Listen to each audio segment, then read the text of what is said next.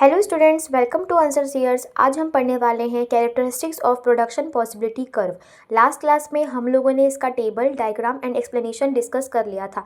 आज हम इसका कैरेक्टरिस्टिक्स करने वाले हैं। तो प्रोडक्शन पॉसिबिलिटी कर्व के 3 कैरेक्टरिस्टिक्स होते हैं। फर्स्ट, प्रोडक्शन पॉसिबिलिटी कर्व जो होता है वो डाउनवर्ड स्लोपिंग होता है।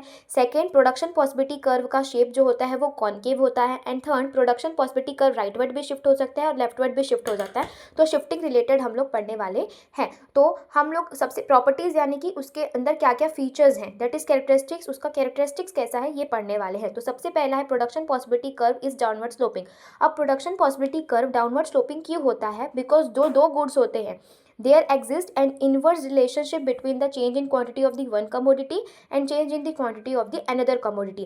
जो क्वांटिटी चेंज होती है, एक गुड के क्वांटिटी को हम लोग सेक्रीफाइस करते हैं तो दूसरी गुड की क्वांटिटी को हम लोग गेन करते हैं। इस कारण से दोनों के बीच में इन्वर्स रिलेशनशिप होता है, बिकॉज एक बढ़ रही है तो दूसरी कम हो रही है, इसलिए जो इसका शेप होता है वो डाउनवर्ड स्लोपिंग होता है। सॉरी, इसका स्लोप जो होता है वो डाउनवर्ड स्लोपिंग होता है। Now next, production possibility curve is a concaved shaped. अब production possibility curve concaved shaped का क्यों होता है? बिकॉज प्रोडक्शन पॉसिबिलिटी कर्व का जो शेप है वो डिपेंड होता है मार्जिनल अपॉर्चुनिटी कॉस्ट में।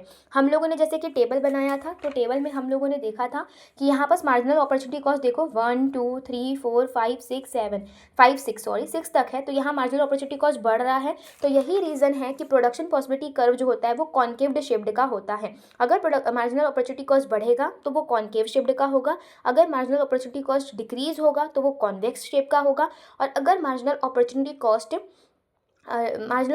जो है कांस्टेंट रहेगा तो वो स्ट्रेट लाइन होगा। ये इस पर डिपेंड करता है। Now come to the shift either rightward और leftward depending on the available of resources. तो हम लोगों को ये भी पता है कि प्रोडक्शन पॉसिबिलिटी का राइटवर्ड भी शिफ्ट हो सकता है, लेफ्टवर्ड भी शिफ्ट हो सकता है, बस डिपेंड करता है वो रिसोर्सेज पे। अगर हमारे पास रिसोर्सेज ज़्यादा होंगी, मान लो कि प्रोडक्शन पॉसिबिलिटी कर्व है, अगर रिसोर्स मैंने बढ़ा दी, रिसोर्स की क्वांटिटी बढ़ा दी, तो ऑब्वियस सी बात है प्रोडक्शन भी बढ़ेगा। अगर मैंने रिसोर्स की क्वांटिटी कम कर दिया तो क्या हो जाएगा, हमारा जो शिफ्ट कर्व जो है वो लेफ्टवर्ड शिफ्ट हो जाएगा। यहाँ पर shape of production possibility curve के बारे में बात किया गया है। कॉन्केव शेप का कब होगा? जब एमओसी इंक्रीज होगा। कॉन्वेक्स कब होगा? जब एमओसी डिक्रीज होगा। एंड जब कांस्टेंट होगा तो वो स्ट्रेट लाइन कहलाएगा। थैंक यू, आई होप आपको समझ आया होगा। वीडियो को लाइक कीजिएगा।